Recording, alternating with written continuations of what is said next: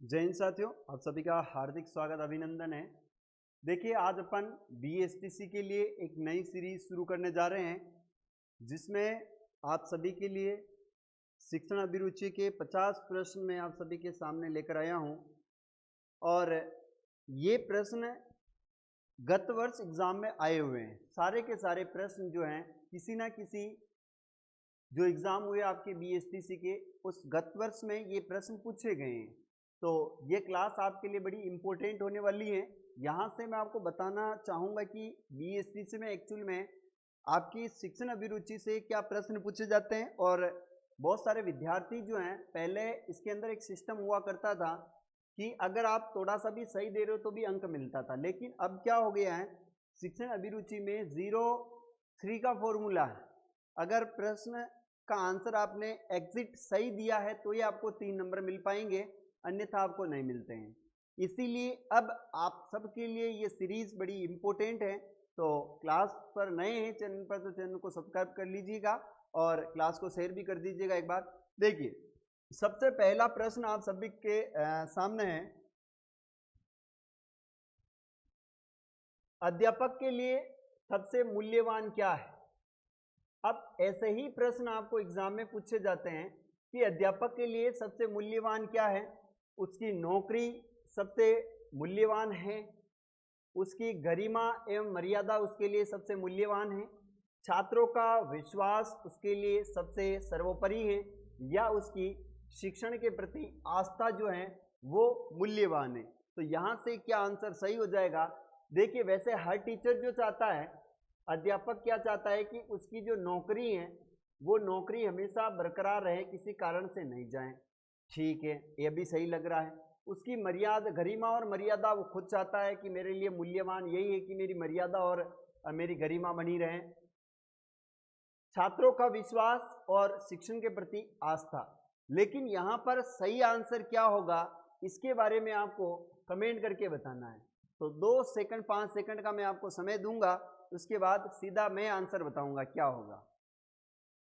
देखिए, एक टीचर हमेशा ये चाहता है कि मेरे विद्यार्थी का कैसे भला हो सके, मेरे विद्यार्थी जो हैं वो कैसे चीज़ों को समझ सकें।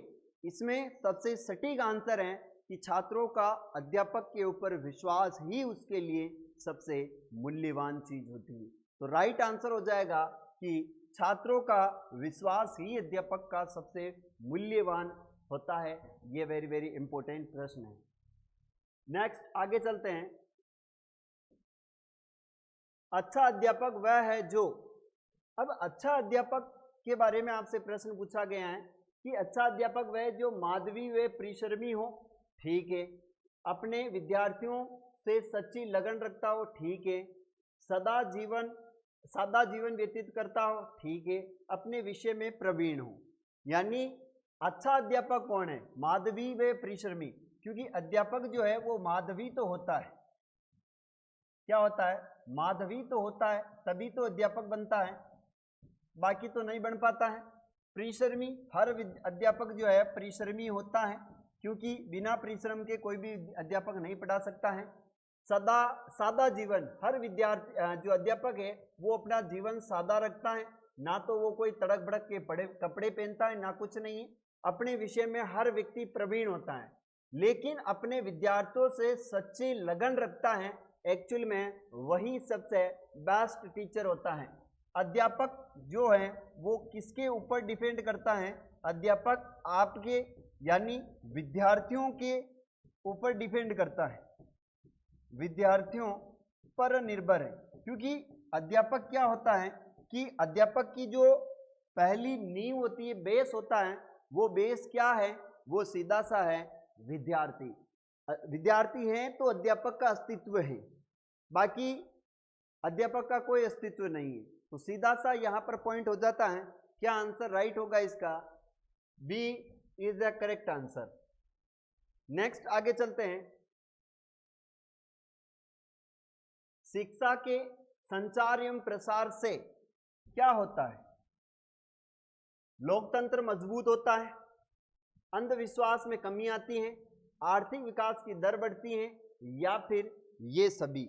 इसमें राइट आंसर क्या हो जाएगा, इसके बारे में आपको जल्दी से आंसर देना है। मनीषा एक बार क्लास को शेयर भी कर दे और बता भी दे कि कोई क्लास चल रही है अपनी।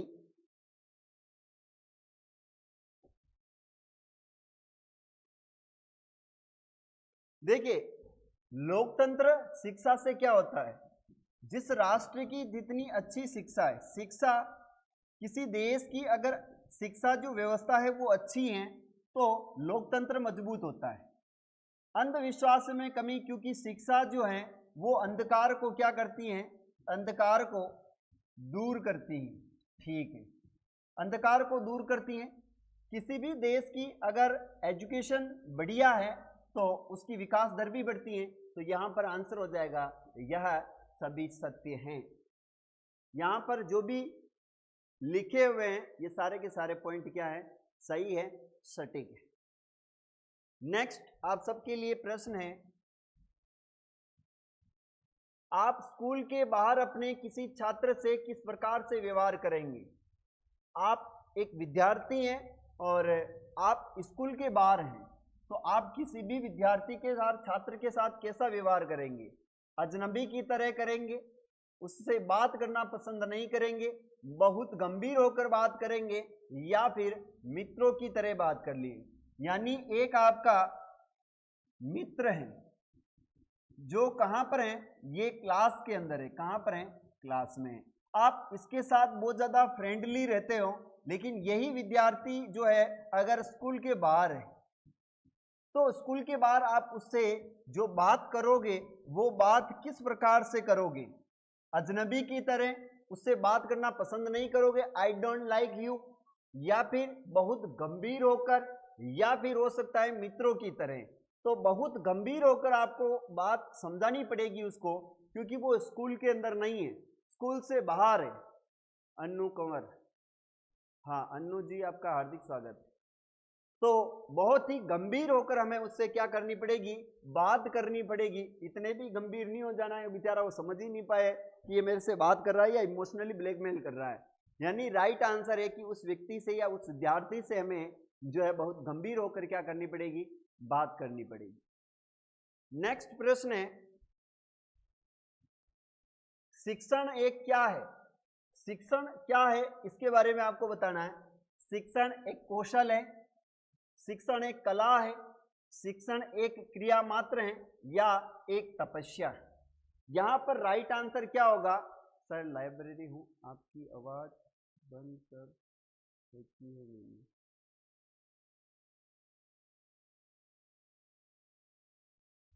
लाइब्रेरी में हूं और आपकी आवाज बंद कर रखी है मैंने। ठीक है, कोई दिक्कत नहीं है। एयरफोन लगा ले, अगर लाइब्रेरी में है तो एयरफोन लगा ले। देखिए यहां पर शिक्षण की बात हो रही है, और शिक्षण क्या है, एक कौशल है। शिक्षण जो है ये शिक्षण एक क्या है, कौशल है। क्योंकि शिक्षण को हमें अर्जित करना पड़ता है, सीखना पड़ता है, और सीखना एक क्या होता है, कौशल होता है। शिक्षण एक कला है, कौशल के बाद कला आती है, और ये दोनों जब मिल जाती हैं तो व्यक्ति जो काम करता है उसे क्रिया कहते हैं, एक तपस्या है। और जब ये तीनों ही मिल जाती हैं तो वो एक क्या हो जाती है, तपस्या। लेकिन यहाँ पर राइट आंसर क्या हो जाएगा, शिक्षण एक क्या है, कौशल है। किसी भी अध्यापक के लिए सबसे इंपॉर्टेंट चीज होती है कि उसकी जो शिक्षण शैली है वो शिक्षण शैली कैसी है, शिक्षण शैली। देखिए कुछ अध्यापक जो होते हैं वो आपको सरल विधि से पढ़ाते हैं। कौन सी विधि से, सरल विधि से।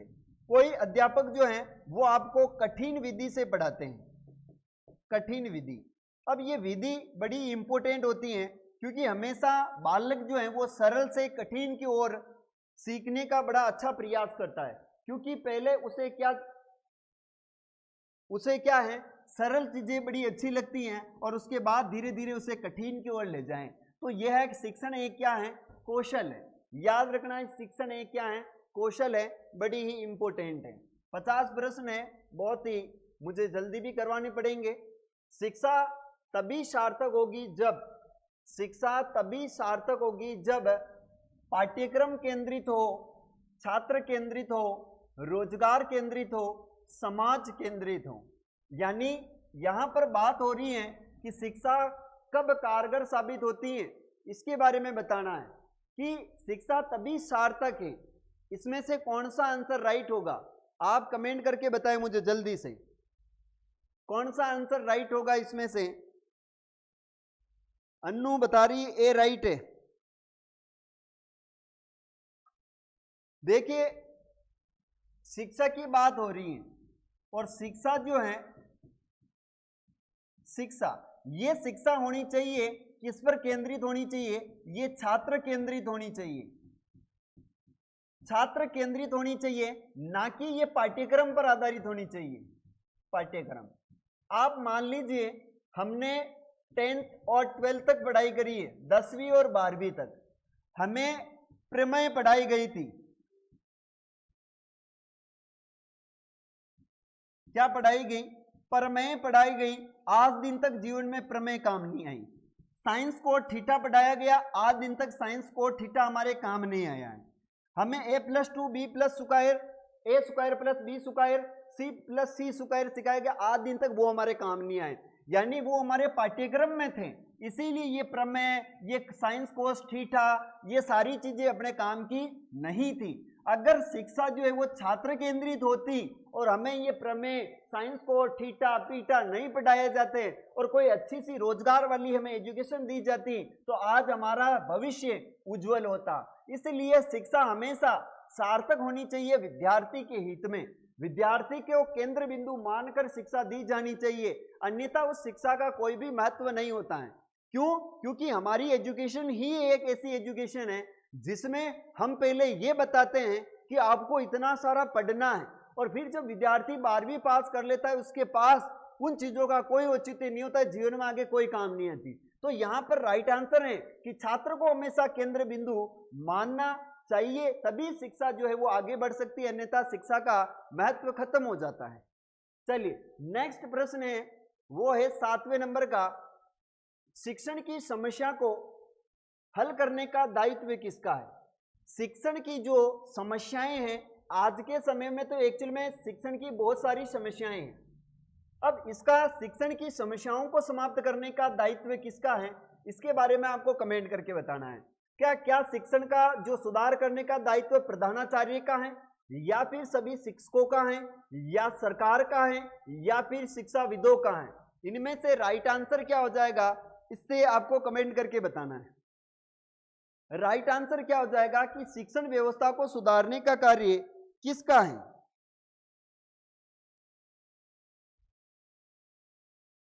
देखिए एक्चुअल में शिक्षण की जो समस्याएं हैं, जो शिक्षण है, इस शिक्षण की समस्याएं हैं, उस समस्याओं से रोज जूझता कौन है? समस्या है, इस समस्या से रोज जूझता कौन है? वो जूझने वाला व्यक्ति है, एक तो है विद्यार्थी। कौन है? विद्यार्थी है। और एक है जिसका नाम है शिक्षक। तो शिक्षक को पता है कि हमारे विद्यार्थी को क्या एजुकेशन दी जानी चाहिए और क्या पढ़ाया जाना चाहिए और क्या समस्याएं आ रही हैं शिक्षण के अंदर। उन समस्याओं का अगर कोई समाधान वर्तमान में कोई कर सकता है तो वो कोई नहीं हो सकता, वो शिक्षक है। क्योंकि प्रधानाचार्य कभी भी शिक्षण की समस्याओं को नहीं समझ पाएगा, क्योंकि वो ऑलरेडी विद्यालयों की समस्याएं हैं, उस समस्याएं से जूझ रहा होता है। सरकार अपने वोट कैसे लेना है उसमें जूझ रही है, तो सरकार भी कोई समस्याओं का समाधान नहीं कर पाती। शिक्षाविद जो है वो अपने आईक्यू लेवल के आधार पर बड़ी बड़ी जो है पाठ्यक्रम तय कर देते, विद्यार्थी को ध्यान में नहीं रखते, तो वो भी समस्याओं का समाधान नहीं कर सकते हैं। तो यहाँ पर एक शिक्षक ही है जो विद्यार्थी के अटैचमेंट में रहता है और विद्यार्थी की समस्याओं को जानता है, समझता है, इसीलिए यहाँ पर राइट आंसर हो जाएगा वो है शिक्षक। पूजा कटिक नमस्ते। हाँ पूजा नमस्ते। चलिए नेक्स्ट प्रश्न है, शिक्षक की योग्यता में आचरण का सबसे अच्छा मूल्यांकन क्या है? एक शिक्षक है, उस शिक्षक के बारे में उसकी योग्यता एवं आचरण का सबसे अच्छा मूल्यांकन क्या है? यानी एक अध्यापक का जो फीडबैक दे सकता है, वो अध्यापक का मूल्यांकन कौन कर सकता है? अध्यापक का मूल्यांकन कौन कर सकता है? उसके प्रधानाचार्य करेंगे, उसके शिष्य करेंगे, समाज के सम्राट लोग करेंगे, या फिर विशेषज्ञ लोग करेंगे। क्या राइट आंसर हो जाएगा? इसका आंसर आप सबको देना है, तो जल्दी से आंसर दीजिए, क्या राइट आंसर है?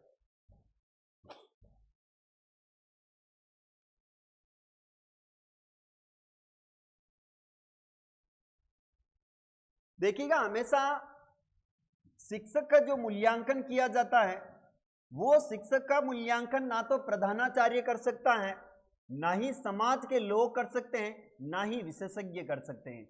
विद्यार्थी ही हैं जो अध्यापक का क्या कर सकते हैं? मूल्यांकन कर सकते हैं। विद्यार्थी ही हैं जो कि अध्यापक को समझ सकते हैं और अध्यापक की कमियों को दूर कर सकते हैं, अध्यापक की कमियों को देख सकते हैं, अध्यापक की सारी एक्टिविटी के ऊपर नजर रख सकते हैं। वो कौन है? उनके शिष्य, यानी विद्यार्थी। याद रखना, कौन हो जाएगा? विद्यार्थी। राइट आंसर है विद्यार्थी। नेक्स्ट बात करते हैं आगे। आपके विचार में शिक्षा का उद्देश्य होना चाहिए। As a student, as a teacher, आपके अनुसार जो शिक्षा है उसका उद्देश्य क्या होना चाहिए? बताएं मुझे। आप एक 12th पास विद्यार्थी हो और आपको पता होना चाहिए कि शिक्षा का उद्देश्य क्या है। शिक्षा का उद्देश्य क्या है? आप एक पढ़ने वाले विद्यार्थी हैं, आपको पता होना चाहिए कि शिक्षा का उद्देश्य क्या है। तो शिक्षा ग्रहण करने के बाद नौकरी मिलती है, यह हमारा उद्देश्य है। अरे, आपको नौकरी प्राप्त कर लेना ही एक शिक्षा का परम उद्देश्य नहीं होता है, ठीक है। छात्रों की मानसिक योग्यता का विकास होता है, ये थोड़ा सही हो सकता है। छात्रों को साक्षर बनाने का उद्देश्य बिल्कुल हो सकता है। बालकों का सर्वांगीण विकास करने का जो है उद्देश्य, वो शिक्षा का उद्देश्य माना जाता है। तो राइट आंसर क्या हो जाएगा? आपको सबको कमेंट करके बताना है, किसी का भी आंसर नहीं आ रहा है। जब भी आपको स्क्रीन पर आंसर दिखे तो कृपया करके इसके उत्तर का देने का प्रयास जरूर करें। देखिए, हमेशा एजुकेशन चलती है, वो चलती है विद्यार्थी के लिए। किसके लिए चलती है? विद्यार्थी। अगर विद्यार्थी जो है वो विद्यार्थी का शारीरिक विकास अगर एजुकेशन में हो रहा है, शारीरिक, मानसिक, बौद्धिक और आध्यात्मिक, सामाजिक, ये सारे पहलू होते हैं। अगर इन सभी पहलू को दृष्टि में रखते हुए छात्र को अगर एजुकेशन दी जा रही है तो वो विद्यार्थी के हित में है, यानी एजुकेशन बालक के सर्वांगीण विकास पर निर्भर होनी चाहिए, जिसमें शारीरिक, मानसिक, बौद्धिक, आध्यात्मिक, सामाजिक विकास को डिफेंड किया गया है। तो राइट आंसर हो जाएगा बालक के सर्वांगीण विकास का उद्देश्य होना चाहिए शिक्षा का। तो ये अपने को ध्यान रखना है कि शिक्षा जो है वो बालक के सर्वांगीण विकास को जो है ध्यान में रखकर दी जानी चाहिए। नेक्स्ट प्रश्न, पाठ्यक्रम निर्माण में किस बात को मुख्य रूप से ध्यान में रखना चाहिए? पाठ्यक्रम बनाते समय किन चीजों का ध्यान रखा जाना चाहिए? शिक्षा के उद्देश्य को ध्यान में रखना चाहिए, छात्रों की आवश्यकताओं, रुचियों, योग्यताओं को ध्यान में रखना चाहिए, शिक्षण अनुसंधान को ध्यान में रखना चाहिए। ए और बी, कौन सा राइट होगा?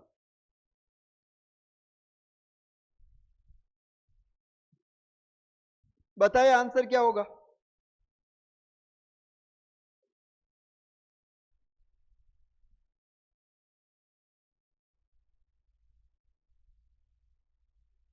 पाठ्यक्रम निर्माण में किस बात को मुख्य रूप से ध्यान में रखना चाहिए? तो राइट आंसर हो जाएगा ए और बी। शिक्षा के उद्देश्य को भी ध्यान में रखना चाहिए और छात्रों की आवश्यकताओं को भी क्या है? ध्यान में रखना चाहिए। तो ए और बी राइट आंसर है। नेक्स्ट प्रश्न, एक प्रधानाचार्य को होना चाहिए, एक प्रधानाचार्य को होना चाहिए क्या? छात्रों के लिए प्रेरणादायक होना चाहिए, अध्यापकों के समानता का भाव रखने वाला होना चाहिए, कुशल प्रबंधक होना चाहिए, या फिर ये सभी होने चाहिए। तो एक प्रधानाचार्य, मान लीजिए आप एक किसी स्कूल के प्रधानाचार्य हैं, तो आपके अंदर क्या एबिलिटी होनी चाहिए इनमें से, वो आप क्या आंसर दोगे? जल्दी कमेंट करके बताएं क्या आंसर होगा आपका इसमें, अगर आप एक अध्यापक प्रधानाचार्य हो तो।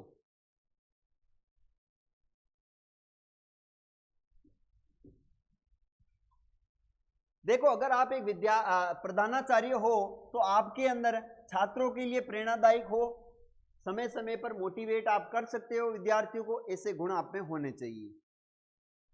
सभी अध्यापक, आपके जो स्कूल के स्टाफ है, उन सबके साथ में समानता का भाव होना चाहिए, किसी के साथ में द्वेषता का, क्रोध का, ईर्ष्या का, ग्लानि का भाव नहीं होना चाहिए।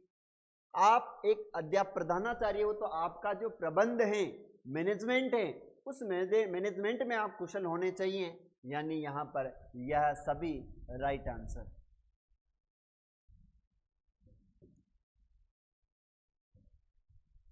आपके अनुसार शिक्षण की योजना पद्धति होनी चाहिए, आपके अनुसार शिक्षण की योजना पद्धति होनी चाहिए, कैसे होनी चाहिए?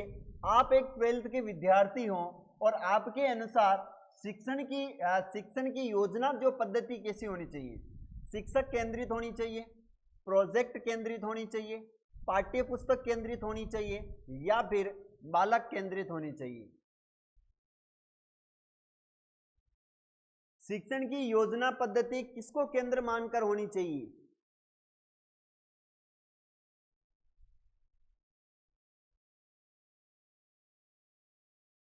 देखिए, हमेशा जो शिक्षण है वो छात्र पर फोकस करती है।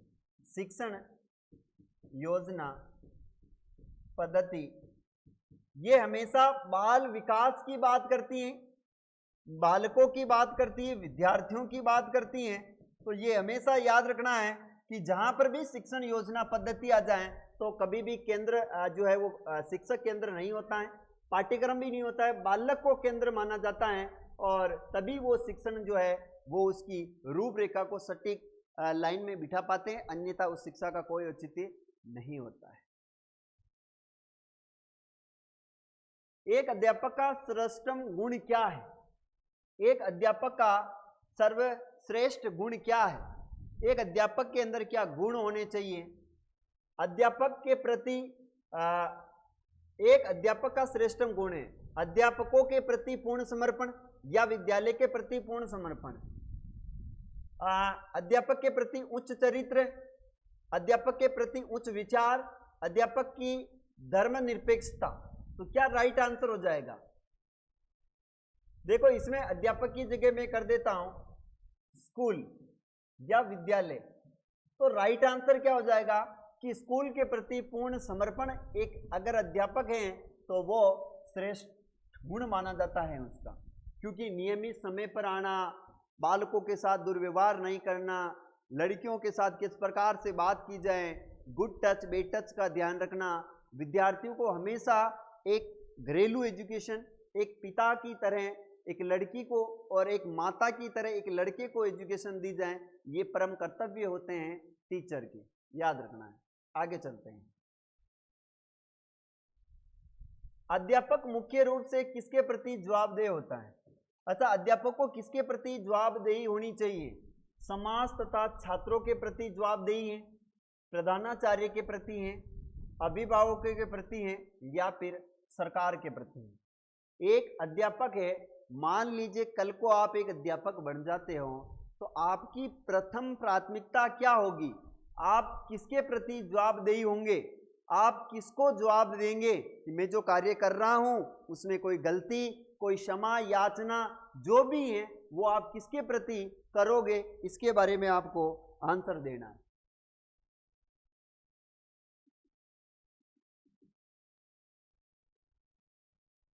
दीजिए आंसर जल्दी से।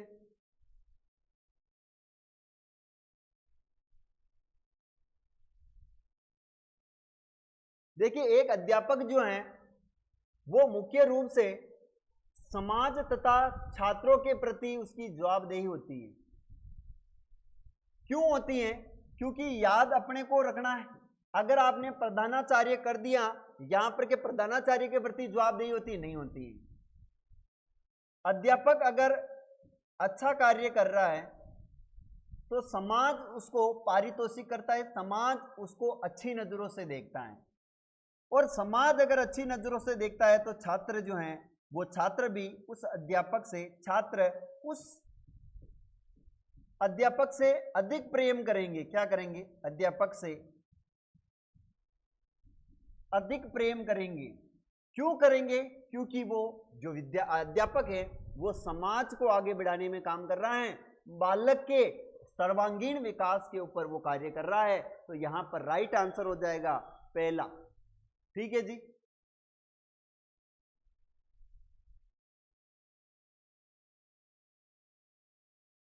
किसी के भी कमेंट नहीं आ रहे, कृपया करके कमेंट करें, आंसर देवे आप कि क्या राइट आंसर है।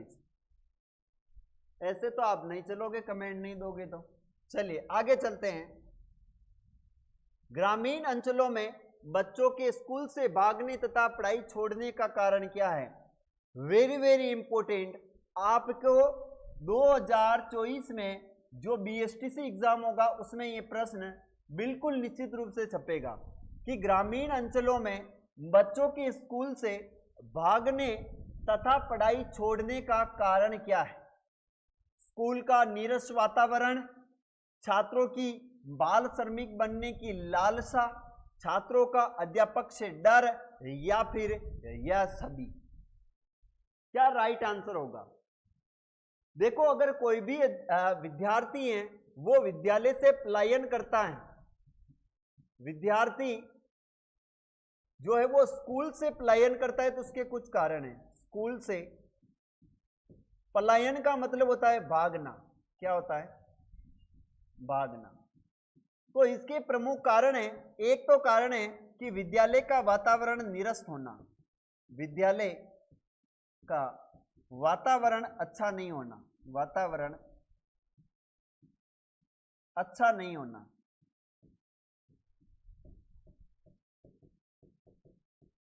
दूसरा कारण है परिवार की स्थिति का ठीक नहीं होना, परिवार की स्थिति ठीक नहीं होना, स्थिति खराब होना। क्योंकि कोई भी आदमी श्रमिक बनेगा तो वो गरीब परिवार का व्यक्ति बनेगा। छात्रों का यानी तीसरा है कि किसी अध्यापक ने किसी बालक को बहुत ही ज्यादा फटकार लगा दी हो, डरा दिया हो, धमका दिया हो, तो भी वो क्या हो जाएगा? भाग जाएगा। यानी यहां पर राइट आंसर क्या है? यह सभी कारण है जिस कारण से वो क्या हो जाएगा? विद्यालयों से पलायन कर जाएगा। मनीषा कह रही सी, सी नहीं है। छात्रों का अध्यापक से डर उसे कभी भी विद्यालय से भागने के लिए मजबूर तो करता है, लेकिन यहां पर कह रहा है कि नीरस वातावरण भी है। छात्र का बाल श्रमिक बनने की लालसा भी है। क्यों है? कि क्योंकि कोई भी गरीब परिवार का जो व्यक्ति है वो पढ़ाई नहीं कर पाता है तो वो क्या बन जाता है? बाल श्रमिक बन जाता है। ये भी याद रखना है।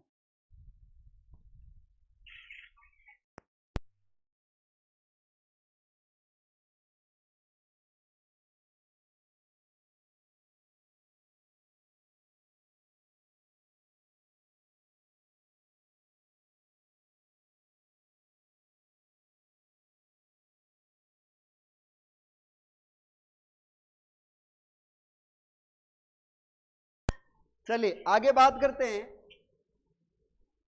हाँ आवाज आ जाएगी, मैंने बंद कर दी है। चलिए आगे देखो, यहां पर राइट आंसर क्या है? ये सभी इसका राइट आंसर आ जाएगा। नेक्स्ट आप सभी के सामने प्रश्न है कि अध्यापक की कार्य क्षमता को बढ़ाया जा सकता है।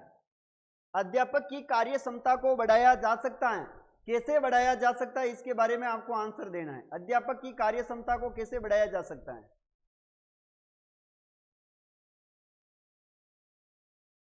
क्या प्रॉब्लम हो रही है?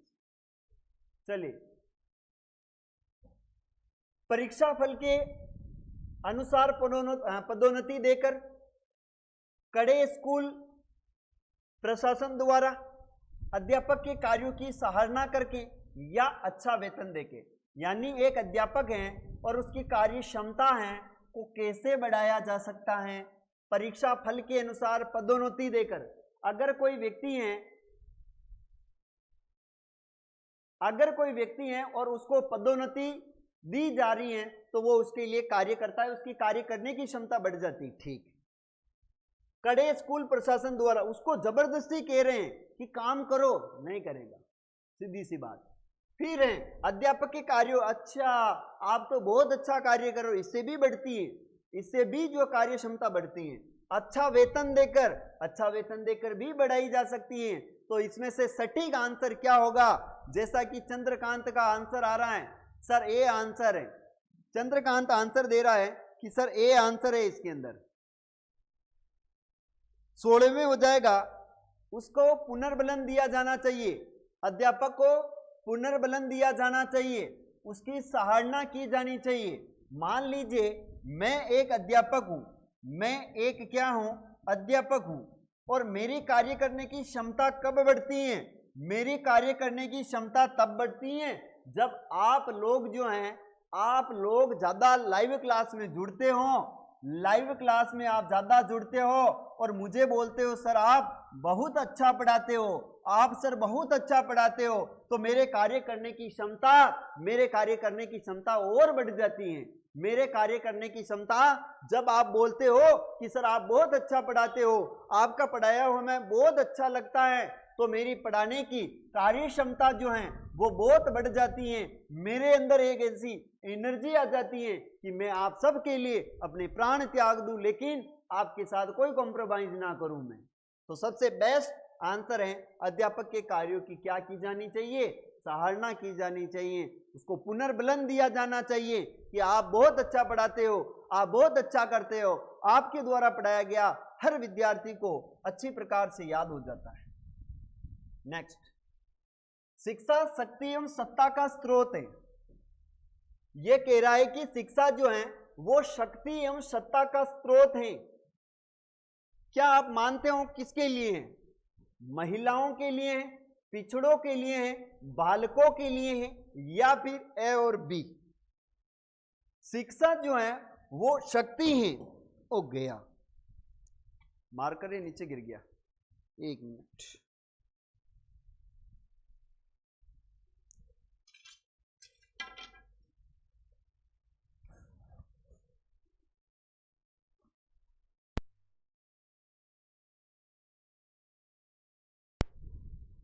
चले, यहां पर क्या आंसर हो जाएगा? देखो ये कह रहा है कि शिक्षा जो है वो क्या है? शिक्षा। ये कह रहा है कि शक्ति और सत्ता का क्या है? स्रोत है। तो किसके लिए है? शिक्षा हमेशा व्यक्ति को पावरफुल बनाती है, हमेशा उसको सत्ता यानी उसको उपलब्धि देती है। क्या देती है? उपलब्धि प्राप्त करवाती है। तो क्या राइट आंसर हो जाएगा महिलाओं के लिए, पिछड़ों के लिए, बालकों के लिए, या फिर दोनों के लिए? राइट आंसर क्या हो जाएगा? जल्दी से बताएं, दीजिए आंसर, दीजिए जल्दी से। देखो, जिस समाज में स्त्री पढ़ी लिखी है उसके हाथ में शक्ति होती है, उसके हाथ में सत्ता होती है। जिस समुदाय का व्यक्ति जितना ज्यादा पढ़ा हुआ होगा उस समुदाय के अंदर उस व्यक्ति के साथ में उतना ही नम्रता के साथ में व्यवहार किया जाएगा। तो यहां पर महिला अगर पढ़ लिख ले तो उसके साथ में पावर आ जाता है। क्या आता है? POWER, पावर आ जाता है उसके यहाँ। अगर कोई पिछड़ा SC ST का जो लड़का पढ़ लेता तो उसके भी हाथ में पावर आ जाता है। यानी A और B राइट आंसर है। महिलाएं पढ़ी लिखी होगी तो समाज में उनका एक अच्छा स्थान होगा। अगर SC ST के अंदर जो व्यक्ति हैं वो पढ़ा हुआ होगा तो उसके पास एक शक्ति का स्रोत होगा। राइट आंसर हो जाएगा यहां पर D is A correct answer. क्या हो जाएगा? D is a right answer. Next प्रश्न है, भारत में शिक्षित बेरोजगारी का प्रमुख कारण क्या है? भारत में अभी हाल ही के अंदर एक रिपोर्ट आई है और उस रिपोर्ट ने भारत की बेरोजगारी को दर्शाया है। और उस रिपोर्ट में कहा गया है कि 55% जो पढ़े लिखे लोग हैं वो क्या है, बेरोजगार। क्या है वो, बेरोजगार। यानी अभी भी भारत के अंदर 55% क्या है, बेरोजगारी। और वो भी कौन, पढ़े लिखे हैं। याद रखना है कि जो छपरी लोग होते हैं, छपरी जो लोग हैं वो तो कोई ना कोई कार्य कर लेंगे, लेकिन पढ़ा हुआ व्यक्ति कभी भी छपरियों की तरह कार्य नहीं कर सकता है। तो क्या हो जाएगा, सरकार की योजनाओं के लिए ठोस नीति का ना होना, शिक्षा का व्यापक प्रसार होना, उद्देश्यहीन शिक्षा है, घटिया स्तर की शिक्षा है। क्या राइट आंसर हो जाएगा कि भारत में बढ़ रही बेरोजगारी का आप क्या कारण मानते हो। अशिक्षित जो शिक्षित लोग हैं, चलो अशिक्षित तो बेरोजगार है ही हैं, लेकिन शिक्षित जो लोग हैं वो बेरोजगार क्यों हैं, इसके बारे में आपको आंसर देना है। देखो बेरोजगारी का सबसे अच्छा सा मॉडल है बेरोजगारी।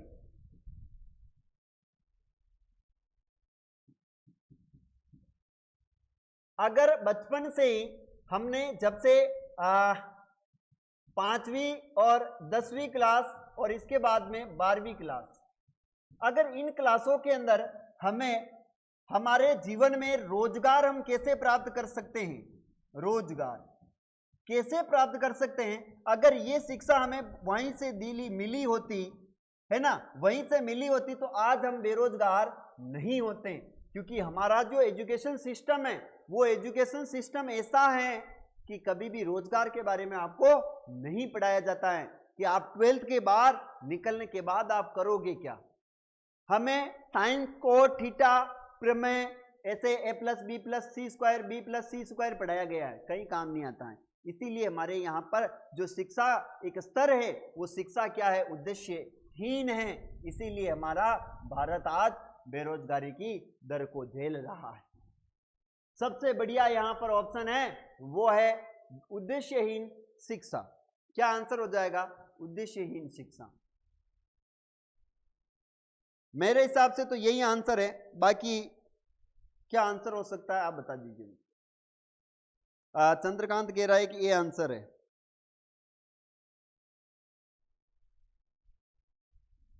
चलिए एक बार पुनः आप आंसर दीजिए, क्या आंसर हो सकता है।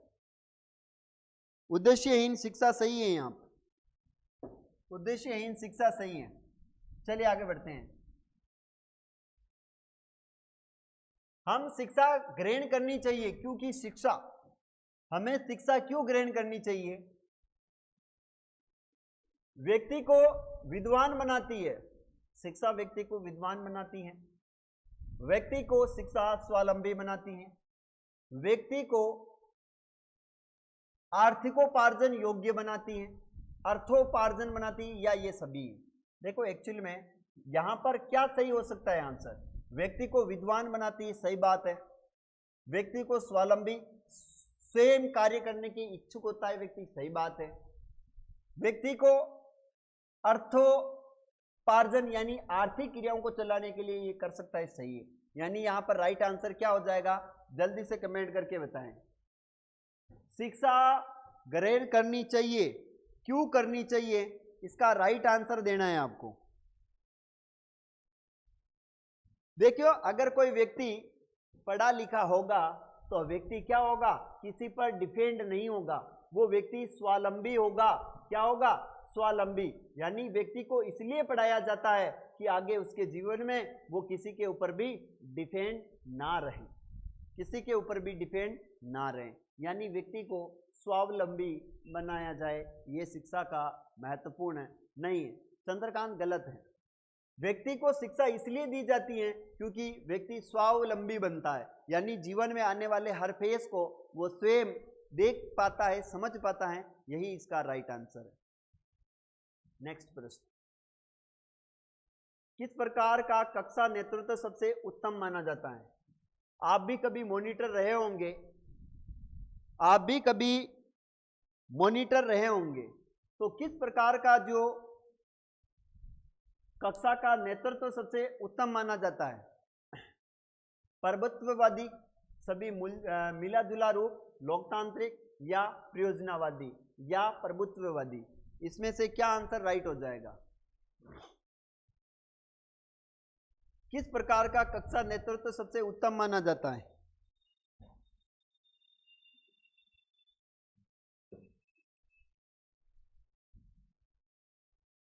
देखिए, कोई भी कक्षा है अगर उसका नेतृत्व जो है प्रभुत्ववादी यानी किसी एक व्यक्ति का वहां पर प्रभुत्व है, तो ये क्या है? गलत।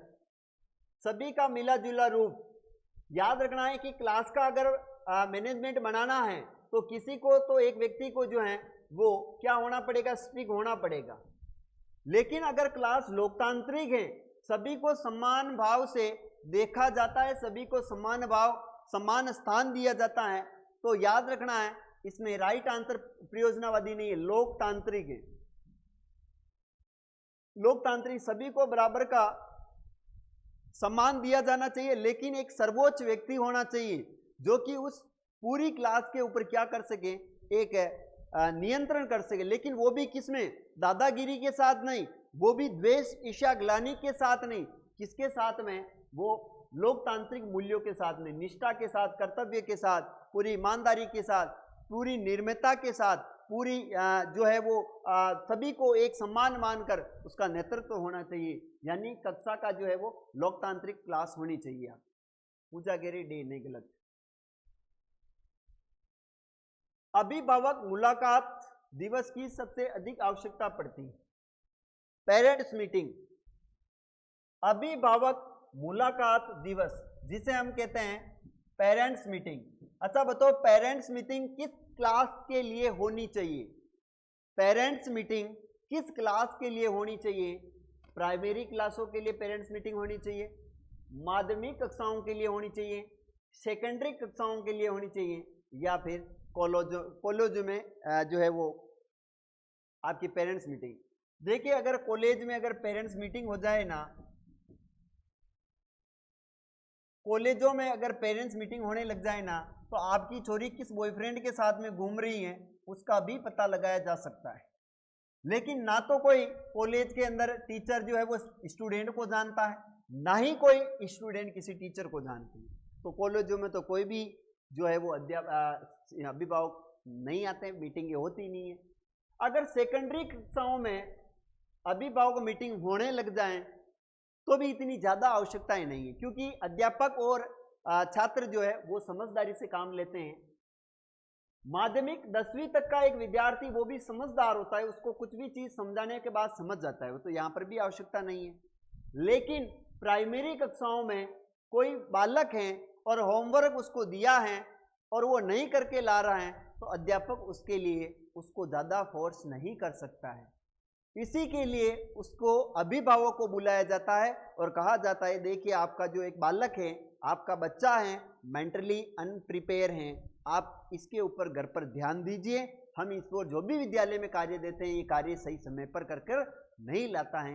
इसीलिए जो पेरेंट्स मीटिंग है एक्चुअल में प्राइमरी स्तर के लिए इंपॉर्टेंट मानी गई, याद रखना है। नेक्स्ट प्रश्न, ग्रामीण क्षेत्रों के उत्थान का उद्देश्य होना चाहिए। गांव में जो उत्थान है उसका उद्देश्य होना चाहिए कि गांव का विकास कैसे किया जा सके। प्राइमरी एवं प्रौढ़ शिक्षा का प्रसार करके, नगरीय सुख सुविधाओं का विस्तार करके, उच्च शिक्षा का प्रसार करके, या यह सभी? बताएं मुझे, ऐसी कॉलेज किधर है? मेरा भी एडमिशन करवा दो सर। हाँ, ऐसी कॉलेज वैसे सभी जगह हैं।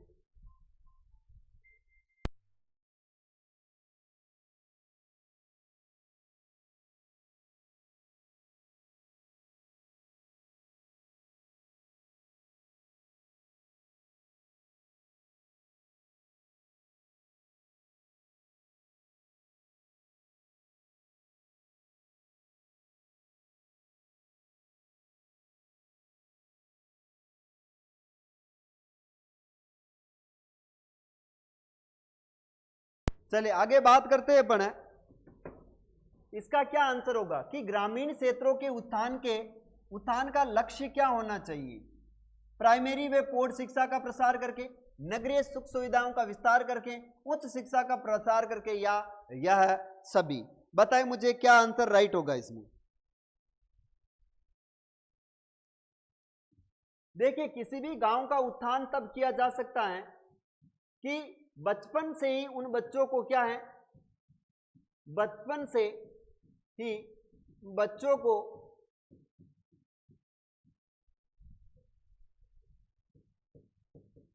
ग्रामीण क्षेत्र का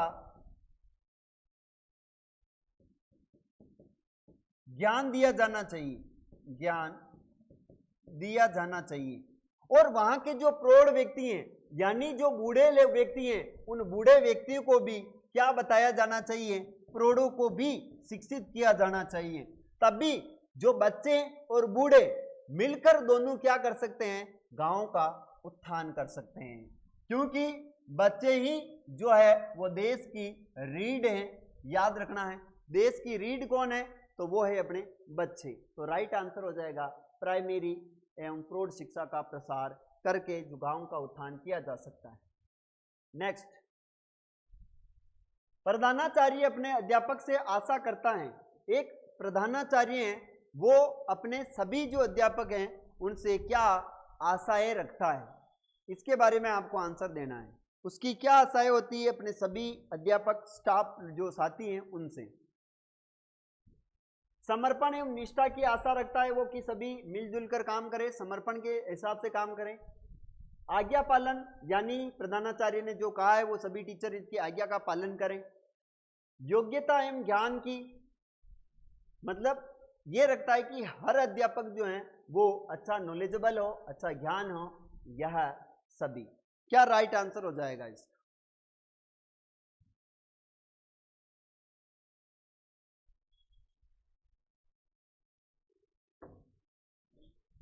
देखिए, इसका राइट आंसर है समर्पण निष्ठा होनी चाहिए, आज्ञा पालन का भाव होना चाहिए, योग्यता एवं ज्ञान होना चाहिए, यानी अध्यापक ये सभी की आशा रखता है। आगे बढ़ते हैं। अभिभावक अपने बालकों के लिए अध्यापक से आशा क्या रखता है? यहां पर प्रश्न है कि अभिभावक अपने बालकों के लिए अध्यापकों से आशा रखते हैं क्या? निष्पक्ष व्यवहार करें, सहानुभूति एवं प्रेम की आशा रखते हैं, योग्यता एवं ज्ञान की आशा रखते हैं, ए और बी? बताएं क्या आंसर राइट है? अभिभावक अपने बालक के लिए अध्यापकों से क्या आशा रखते हैं? कि सभी अध्यापक सभी बालकों के साथ निष्पक्ष व्यवहार करें, सहानुभूति एवं प्रेम दिखाएं। दोनों यहां पर राइट हो जाएंगे, यानी हर पेरेंट्स यही चाहते हैं कि हमारे बालक के साथ में वो भेदभावपूर्ण व्यवहार किया जाना चाहिए, भेदभाव वाला व्यवहार नहीं होना चाहिए। हर अध्यापक हर बालक के साथ में सहानुभूति होनी चाहिए और प्रेम से काम लेना चाहिए, क्योंकि बालक जो है वो प्रेम का भूखा होता है। आप डांट दोगे, फटकार दोगे तो वो बालक क्या है, एक दिन से दूसरे दिन वापस स्कूल भी नहीं आएगा। तो यहां पर राइट आंसर है ए और B is the correct answer. आगे चलते हैं। यदि आपसे किसी गंभीर विषय पर भाषण देने के लिए कहा जाए तो आप उस विषय पर क्या करोगे? इस विषय पर मित्रों से सवाल लेंगे, स्पष्ट मना कर देंगे, सहज तैयार हो जाएंगे, कुछ देर का समय मांगेंगे। तो आप इसके लिए क्या करोगे? मान लीजिए मैं आपको एक टॉपिक देता हूं और वो टॉपिक यह है, देखो, यदि आपसे किसी गंभीर विषय पर भाषण देने के लिए कहा जाए, मैं आपको कह रहा हूं कि आपको बेरोजगारी पर भाषण देना है, बेरोजगारी जो बढ़ रही है उस पर भाषण देना है, तो आप क्या करोगे? अपने मित्रों से सलाह लेंगे या फिर मेरे को कहते हैं नहीं नहीं सर, मेरे को बेरोजगारी वाला टॉपिक मत दीजिए, प्लीज प्लीज अवॉइड दिस, मैं ये नहीं कर सकता हूं, प्लीज सर। या फिर आप सहज स्वीकार कर लेंगे कि सर आई एम रेडी, ऐसा बोलोगे। फिर कुछ देर के लिए सोचोगे, अच्छा हाँ सर, देखा हो चुमू, ऐसे नहीं, यानी इस पर हो जाएगा सहज स्वीकार करना पड़ेगा कि सर आप तो कोई भी टॉपिक दीजिए, मैं उसको बोलने के लिए रेडी हूं, प्रिपेयर हूं। धाकड़ किशन राम राम, आपका स्वागत अभिनंदन है धाकड़ जी। अरे धाकड़ साहब आते ही गलत आंसर दे रहे हो। सहज स्वीकार करेंगे अपन कि भाई मैं इस प्रश्न का आंसर दे सकता हूं, मैं इस प्रश्न का आंसर दे सकता हूं, याद रखना है। चलिए नेक्स्ट प्रश्न आप सभी के सामने। आज के वैज्ञानिक युग में छात्रों को आध्यात्मिकता का ज्ञान देना है, कैसे? आज के वैज्ञानिक युग में छात्रों को आध्यात्मिकता का ज्ञान देना है। पिछड़ापन है इसलिए देना है, आवश्यक है इसलिए देना है, अनावश्यक है इसलिए देना है, असंभव है इसलिए देना है। यानी आज के वैज्ञानिक युग में छात्र को आध्यात्मिक, देखिए आज के विद्यार्थी की एक मेंटालिटी ऐसी बनी हुई है कि मेरा एक मित्र है जो कि आरएस की तैयारी कर रहा है और मैं एक विद्यार्थी हूं, तो मैं उसको देखकर मैं खुद भी आरएस की प्रिपरेशन करने लग गया। यह चीज नहीं होनी चाहिए। क्यों? क्योंकि एक व्यक्ति जो है उसका आध्यात्मिक, मानसिक, धार्मिक, सामाजिक और शारीरिक पूर्ण रूप से उसका विकास है। अब यहां पर बड़ी बात यह हो जाती है कि कोई भी बालक है, अगर उस बालक को जो है आध्यात्मिक ज्ञान दिया जा रहा है, आध्यात्मिक क्या दिया जा रहा है? ज्ञान, तो उस बालक के लिए, सभी के लिए ये आध्यात्मिक ज्ञान क्या हो जाता है? आवश्यक हो जाता है। क्यों? क्योंकि एक बालक ही है जो उसके लिए क्या सही है क्या गलत है उसको परख कब होगी? जब उसे आध्यात्मिक चीजों के बारे में पता होगा। किसी से पूछ लिया जाए कि राम के पिता का नाम क्या था, तो वो बताना चाहिए कि राम के पिता का नाम राजा दशरथ। राम को 14 वर्ष का वनवास क्यों हुआ, इसके बारे में भी पता होना चाहिए। हमारे जीवन में आसन, योगासन, प्राणायाम, मेडिटेशन, इन सब का क्या उपयोग है, हमें क्यों व्रत रहना चाहिए, क्यों उपवास करना चाहिए, इन सब के बारे में एक बालक को आध्यात्मिकता का ज्ञान दिया जाना आवश्यक है, इसलिए दिया जाना चाहिए। आगे चलते हैं। सर कोटा में बच्चे आत्महत्या कर रहे हैं, कैसे रोकें? देखिए कोटा के अंदर आज ही मैं एक वीडियो देख रहा था कोटा का, मेरे भी मन में आया था, आपने पूछ लिया तो बता देता हूं। देखो कोटा एज ए शिक्षा नगरी है, क्या है ये? शिक्षा नगरी। और यहां पर हजारों स्टूडेंट जो हैं, क्या है? हजारों स्टूडेंट बाहर से आकर यहां पर नीट जीटी की क्या करते हैं? वो एग्जाम की प्रिपरेशन करते हैं।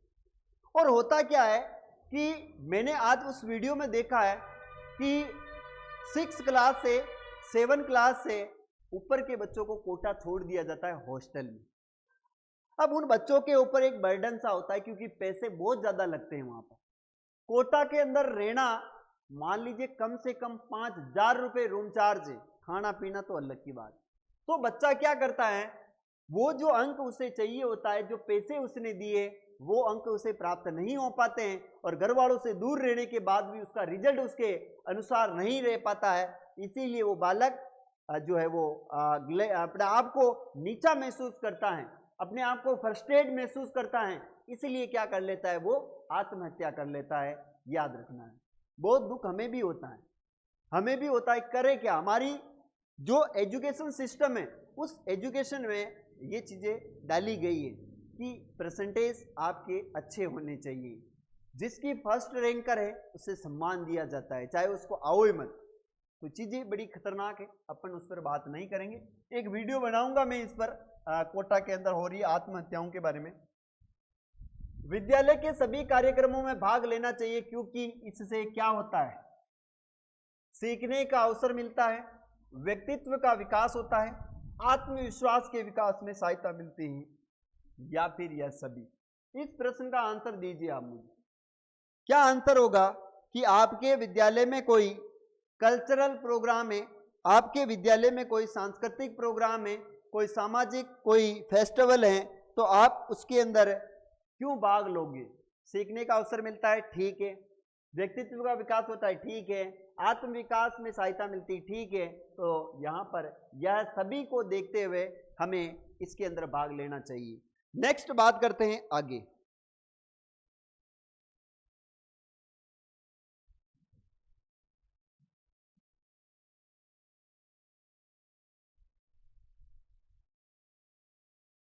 किसी भी विषय वस्तु को छात्रों को सरलता से सिखाने के लिए अध्यापक सर्वप्रथम गुण होना चाहिए। अगर कोई भी अध्यापक है, किसी भी विषय वस्तु को पढ़ा रहा है, तो सिखाने के लिए सर्वप्रथम अध्यापक के अंदर क्या गुण होने चाहिए? आत्मविश्वास होना चाहिए, विषय वस्तु का ज्ञान होना चाहिए, प्रभावी आत्म अभिव्यक्ति होनी चाहिए, या फिर सहृदयता होनी चाहिए।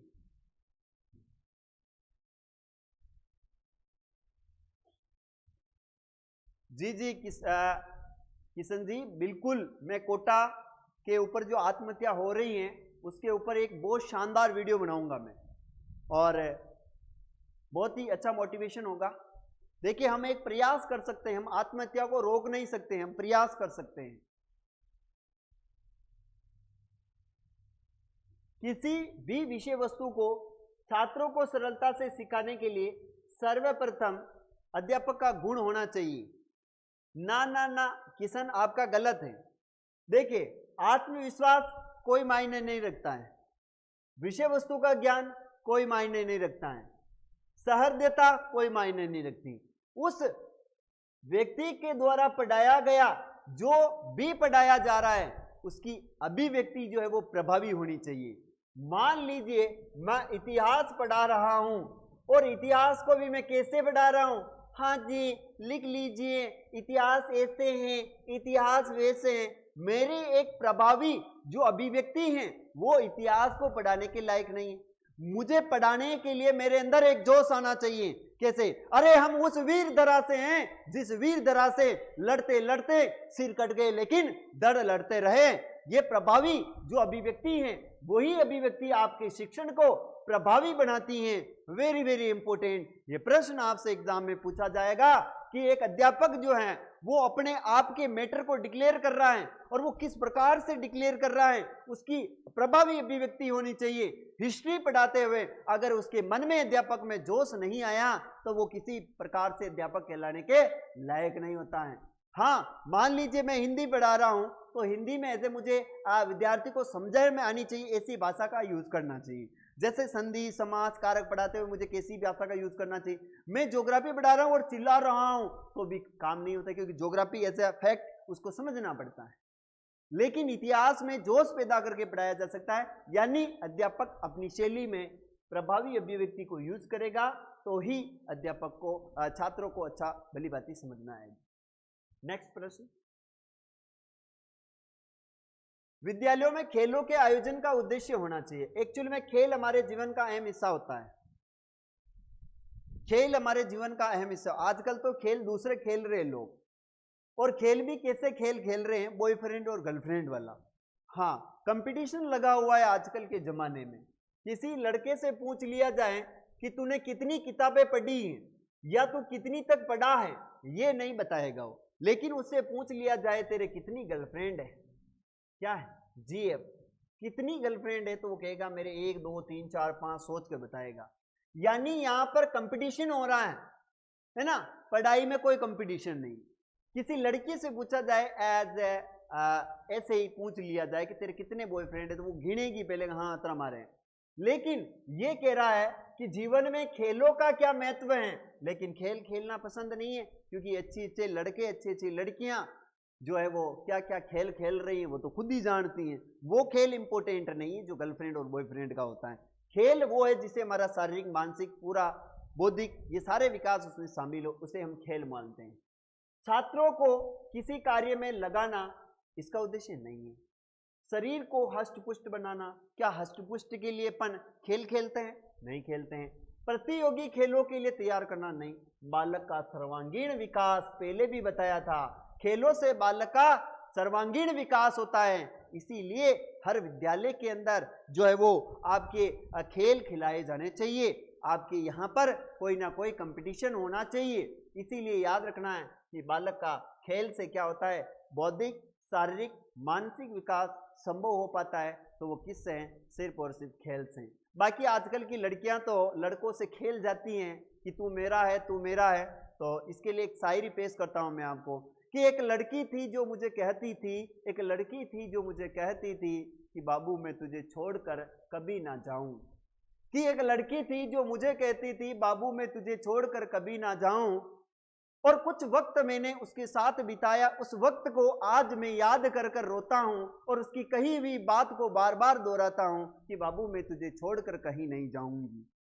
जब कुछ समय का ब्रेकअप हुआ और उसके बाद में मिलना हुआ तो मिले भी तो कैसे मिले, वो 2 बच्चों के साथ थी और मैं उसी की उम्मीद में वहीं पर खड़ा था, मैं उसी की उम्मीद पर वहीं पर खड़ा था। तो साथियों ये बड़ी गजब की चीज है, याद रखिएगा। आगे चलते हैं। खेल जाती हैं लड़कियां एक्चुअल में जिंदगी के साथ। एक छात्र की दृष्टि से विद्यालय में छात्र संघ का संगठन के बारे में आपकी क्या धारणा है? एक छात्र की दृष्टि, आप एक विद्यार्थी हो, विद्यालय में छात्र संगठन के बारे में आपकी क्या धारणा है? क्या धारणा होनी चाहिए? इनसे कोई लाभ नहीं है, ठीक है, मुझे ऐसा मत करना, ठीक है। विद्यालयों में दादागिरी फैलाती है, शिक्षकों के अन्यायों के विरुद्ध लड़ने का साधन है, छात्रों में नेतृत्व की भावना बढ़ाती है। यानी ये कह रहा है कि छात्र संगठन के बारे में आपका क्या सोचना है? छात्र संगठन जैसे एबीवीपी, एनएसयूआई है ना, बहुत सारे छात्र संगठन चलते हैं विद्यालय में, तो इसका क्या उपयोग होना चाहिए और ये क्यों होता है, इसके बारे में बताना है। देखो, छात्रों में नेतृत्व की भावना आती है, उसे नेता बनना है, तो इसके लिए उसे संगठन के लिए क्या करना पड़ेगा, होना चाहिए, जानकारी होनी चाहिए। नेक्स्ट आगे चलते हैं। शिशुओं के लिए शिशुशाला में आवश्यक, शिशु जो बच्चा होता है उसको अपन शिशु बोलते हैं। 6 माह तक के बच्चे को शिशु बोला जाता है, तो याद रखना है। शिशुओं के लिए शिशुशाला में आवश्यक है खेल के अवसर प्रदान करना। अच्छा, मतलब 5 साल का बच्चा अपन शिशुओं की श्रेणी में ले सकते हैं। खेल के अवसर प्रदान करना, सामान्य ज्ञान देना, भाषा पढ़ाना, कहानी सुनाना। शिशुशाला में क्या आवश्यक होना चाहिए? जल्दी से आंसर दें, कौन पूछ जा।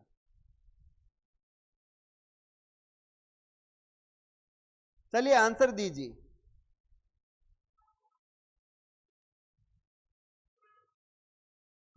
इसमें राइट आंसर है उन्हें खेल के अवसर प्रदान किए जाने चाहिए। बच्चा खेलेगा तो उसका विकास होगा। नेक्स्ट प्रश्न, एक अच्छी पाठ्य पुस्तक वह है जो अन्य विशेषताओं के अतिरिक्त अनिवार्य रूप से सम्मिलित करती है। एक अच्छी पाठ्य पुस्तक वह है जो अन्य विशेषताओं के अतिरिक्त अनिवार्य रूप से सम्मिलित करती है। परीक्षकों का निर्देश, गृह कार्य का अभ्यास, शिक्षकों का निर्देश या फिर प्रकरणों की सूची, बहुत से। क्या होना चाहिए? पाठ्यक्रम जो विशेषता को अतिरिक्त रूप से सम्मिलित करती है। राइट आंसर क्या होगा? जल्दी से आंसर दीजिए। एक अच्छी पाठ्यपुस्तक वे हैं जो अन्य विशेषताओं के अतिरिक्त अनिवार्य रूप से शिक्षकों के लिए निर्देश दिए गए हैं कि क्या क्या निर्देश होने चाहिए, वो पाठ्यक्रम या पाठ्यपुस्तक बेस्ट होती है। आगे चलते हैं। वर्तमान में प्राइमरी की शिक्षा की दुर्दशा का प्रमुख कारण क्या है? आजकल प्राइमरी शिक्षा एक व्यापार हो गया है। प्राइमरी शिक्षा आजकल क्या हो गया? व्यापार। बच्चे को कुछ भी नहीं आता है, इंग्लिश में रट्टू तोता बना रहा है, ट्विंकल ट्विंकल लिटिल स्टार, है ना, जैसे जॉनी जॉनी यस पापा शक्कर खाए ही हा हा, हिंदी में अर्थ पूछ ले तो हम हेडमनी ना आवे। ऐसी शिक्षा भी कोई मतलब की कोई। यानी प्राइमरी शिक्षा जो है आज सिर्फ और सिर्फ बिजनेस बन चुका है। एकांकी परिवार कारण है, छात्रों का दूरदर्शन में अधिक समय व्यतीत करना है। वर्तमान में प्राइमरी शिक्षा की दुर्दशा का गाइड पुस्तकों पर भरोसा है। शिक्षक छात्र का विषय का अनुपात वर्तमान समय में प्राइमरी शिक्षा का दुर्दशा का कारण है। एकांकी परिवार हो सकता है। छात्रों की दुर्दशा में अधिक समय व्यतीत करना है। गाइड पुस्तकों पर भरोसा करना है। शिक्षक छात्र का विषय अनुपात। क्या राइट आंसर हो जाएगा? क्या हुआ भैया, मुझे कुछ समझ में नहीं आ रहा। आ जाएगा पूजा तुझे भी समझ में, ठीक है। इसमें राइट आंसर है शिक्षक छात्रों का विषय अनुपात, है ना। शिक्षक और छात्र विषय का अनुपात यानी कितना पढ़ाया जाना चाहिए और कितना नहीं, यही आज प्राइमरी शिक्षा का क्या है, पढ़ने लिखने में आ जाए। पढ़ो लिखो आप, पढ़ने लिखने से आ जाएगा, पढ़ो आप जाए। हाँ, पढ़ने लिखने से सब समझ में आ जाएगा। सभी बच्चों की एक ही समस्या है तो आप उनकी समस्या का समाधान करते हैं। कैसे करते हैं? अगर सभी बच्चों की समस्याएं, सभी बच्चों की एक ही समस्या है तो आप उनकी समस्या का समाधान कैसे करते हैं? एक एक करके करेंगे, सामूहिक ढंग से करेंगे। पहले छोटे बच्चों का समाधान करेंगे या पहले बड़े बच्चों का समाधान करेंगे? क्या करेंगे बताएं मुझे। अगर आपके पास कोई बालक है और सभी जो बच्चे हैं उनकी एक ही समस्या है तो इसका आंसर क्या होगा? बिल्कुल यहां पर राइट आंसर है कि उनका सामूहिक रूप से समाधान करेंगे। सबकी समस्या एक है तो आ जाओ आप, आपकी सारी समस्याएं सोल्व कर ली जाएंगी। आगे बढ़ते हैं।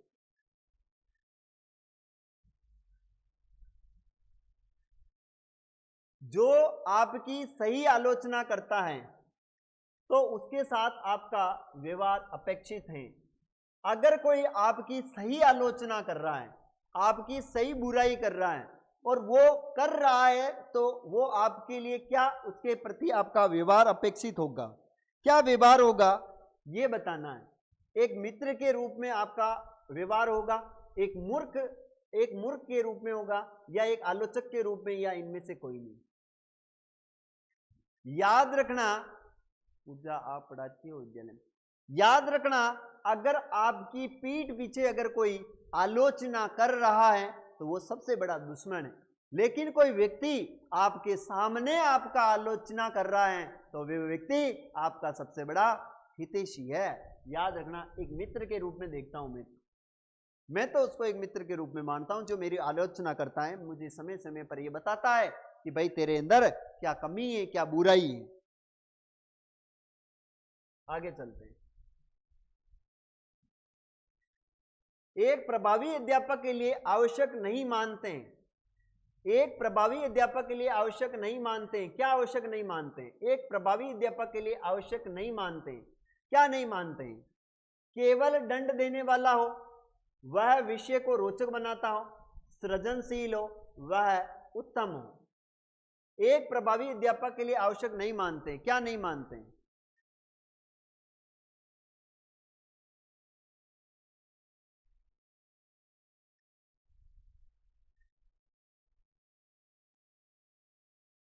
चलिए, क्या यहां पर होगा केवल दंड देने वाला हो, ये एक अध्यापक का गुण नहीं है।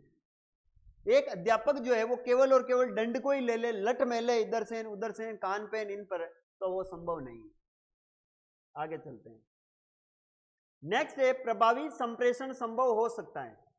प्रभावी संप्रेषण संभव हो सकता है कैसे? प्रभावी संप्रेषण, किसी भी बात को आप कहना चाहते हो तो कैसे कहोगे? श्रोता के स्तर को जानकर, आपके उचित शब्द के प्रयोग से, आपके विस्तृत ज्ञान से, या फिर जोर से बोलकर। झूठ बोलो और झट बोलो, वो वाली नीति नहीं अपनानी। तो इसमें प्रभावी संप्रेषण संभव कैसे होगा बताओ? अगर मैंने आपको कोई चीज कही है, आपने उसको अच्छी प्रकार से सुना है, तो ही आप उसके बदले में जवाब दे पाओगे, अन्यथा उसका जवाब नहीं दे पाओगे। तो श्रोता के स्तर को जान करके ही हमें कोई बात कहनी चाहिए। मान लीजिए मैं ऐसी बात कह रहा हूं जो कि आप सुनना ही पसंद नहीं करते हो, तो संप्रेषण संभव ही नहीं। ठीक है जी, आगे चलते हैं। नेक्स्ट हम बात करेंगे आगे। आंसर बहुत कम लोग देते हो आप।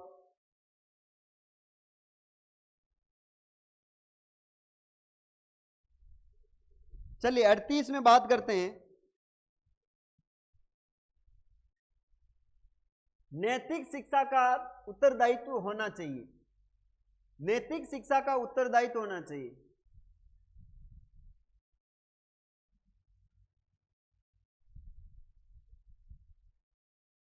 चलिए, नैतिक शिक्षा का उत्तरदायित्व होना चाहिए स्कूल के ऊपर, समाज के ऊपर, अभिभावक के ऊपर या फिर धर्म गुरु के ऊपर। नैतिक शिक्षा का उत्तरदायित्व होना चाहिए स्कूल के ऊपर होना चाहिए नैतिक शिक्षा का दायित्व। छोटे बच्चों की शिक्षा देना जरूरी है, परंतु उनके ऊपर किस प्रकार का बोझ अपेक्षित नहीं होना चाहिए। छोटे बच्चों को शिक्षा देना आवश्यक है, जरूरी है, लेकिन उनके ऊपर किस प्रकार का बोझ अपेक्षित नहीं है। लिखने का बोझ नहीं होना चाहिए, पढ़ने का बोझ नहीं होना चाहिए, गृह कार्य का नहीं होना चाहिए, या फिर विद्यालय जाने का बोझ उनके ऊपर नहीं होना चाहिए। कौन सा बोझ एक बालक के ऊपर नहीं होना चाहिए, इसके बारे में आपको आंसर देना है, जल्दी से दीजिए।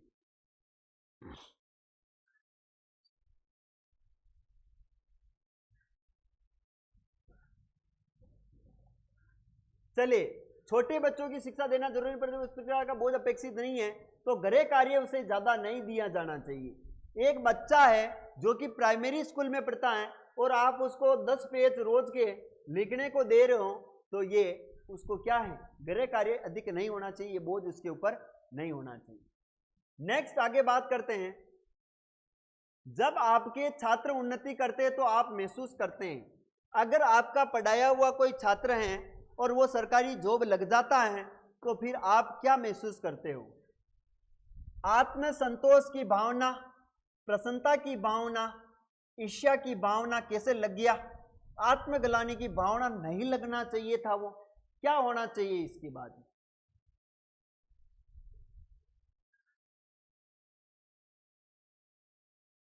बताए इसमें क्या आंसर होगा 40 में?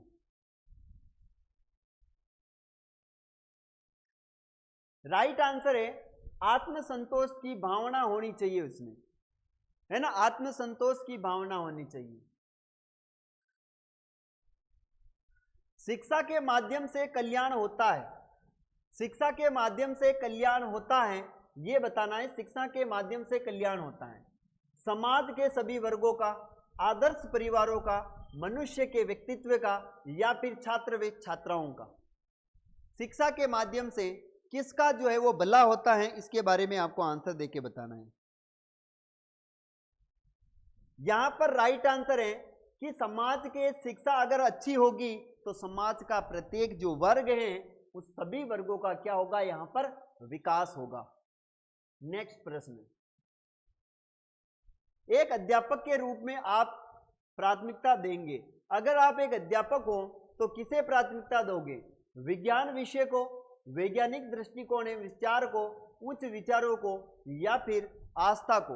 किसको आप यहां पर सही मानोगे, इसके बारे में बताना है। मैं अगर एक अध्यापक हूं तो मैं एक वैज्ञानिक दृष्टिकोण को क्या है, महत्व देता हूं। कैसे बच्चों को याद करवाया जा सकता है, कैसे बच्चे जो हैं वो अच्छा कर सकते हैं, इसके बारे में विचार करता हूं मैं। आपके अध्यापन करते समय यदि कोई छात्र आपकी त्रुटि की ओर संकेत करता है या करती है तो आप क्या करोगे? मान लीजिए मैं एज ए टीचर हूं और मैं कोई गलत चीज लिख देता हूं, आप उसको मुझे बताते हो, तो अब ये कह रहा है कि एक अध्यापक के रूप में मेरा क्या कर्तव्य, मैं उसे कैसे देखता हूं? छात्रों को कक्षा के बाद मिलने के लिए कहेगी, छात्रों को चुप रहने के लिए कहेगी, स्वीकार कर लेगी, दूसरे दिन अच्छी तैयारी करके आएगी। क्या राइट, गलत हो या सही पर आंसर दो। चलिए इसमें क्या आंसर होगा 43 के अंदर?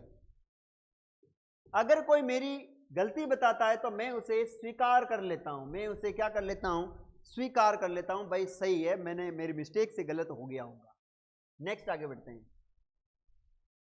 आपको मालूम हुआ कि आपके प्रधानाचार्य संस्था में कुछ गलत कार्य कर रहे हैं, तो आप क्या करोगे?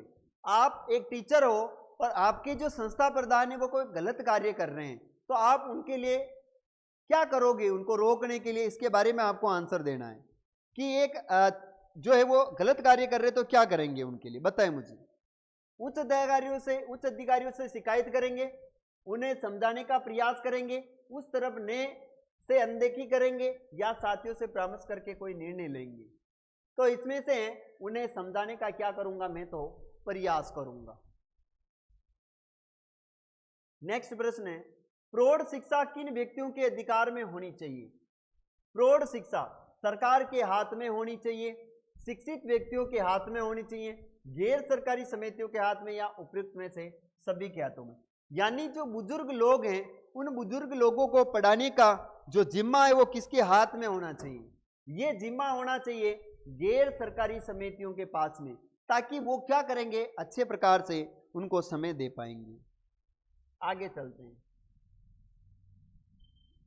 यदि कोई अभिभावक आपसे मिलने कभी नहीं आता तो आप क्या करेंगे? अगर आप एज ए टीचर हो और आपसे कोई भी अभिभावक जो है मिलने नहीं आता है तो आप क्या करोगे? बालक को दंड देना प्रारंभ कर देंगे, बालक पर ध्यान नहीं देंगे, उनसे स्वयं मिलने आएंगे, या अभिभावक को लिखेंगे कि वो मिलने के लिए पधारे।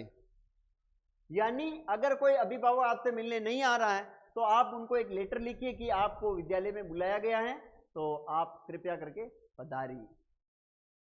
नेक्स्ट प्रश्न है, शिक्षक के बीच संघर्ष का सबसे दुरुस्त परिणाम होता है अगर टीचर आपस में लड़ने लग जाएं तो क्या होता है? शिक्षण समय में कमी हो जाएगी, छात्रों का व्यवहार बिगड़ जाता है, पाठ्यक्रम से आगामी क्रियाएं प्रभावित होती हैं, प्रधानाचार्य तथा अध्यापक के संबंध खराब हो जाते हैं। 47 में क्या आंसर होगा? अगर टीचर ही लड़ रहे हैं तो फिर अध्यापक से आप क्या अपेक्षा रखते हो? अगर टीचर ही व्यवहार में सही नहीं है तो बालक क्या ही सीखेंगे? छात्रों में अनुशासन बनाए रखने के लिए एक शिक्षक की कौन सी भूमिका होनी चाहिए जो अच्छी है भूमिका हो? छात्रों में अनुशासन बनाने के लिए शिक्षक की कौन सी भूमिका सराहनीय है? शिक्षक की अपनी योग्यता, स्वयं पढ़ा लिखा हो, शिक्षक का विचार अच्छा दृष्टिकोण हो, शिक्षक का व्यक्तित्व अच्छा व्यक्तित्व वाला हो, शिक्षक की कक्षा प्रबंध की क्षमता। कौन सा राइट होगा इस? अगर एज ए टीचर उसका कक्षा का प्रबंध अगर सही है तो ये टीचर के लिए एक अच्छी बात है, क्योंकि कक्षा का मैनेजमेंट कर पाना बहुत ही मुश्किल होता है। किस विद्वान ने कहा कि शिशु का मस्तिष्क कोरी स्लेट होता है?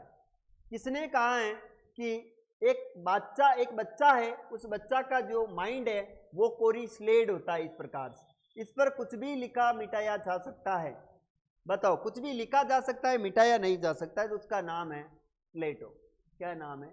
प्लेटो। प्लेटो ने कहा था एक बालक है कोरी स्लेट होता है।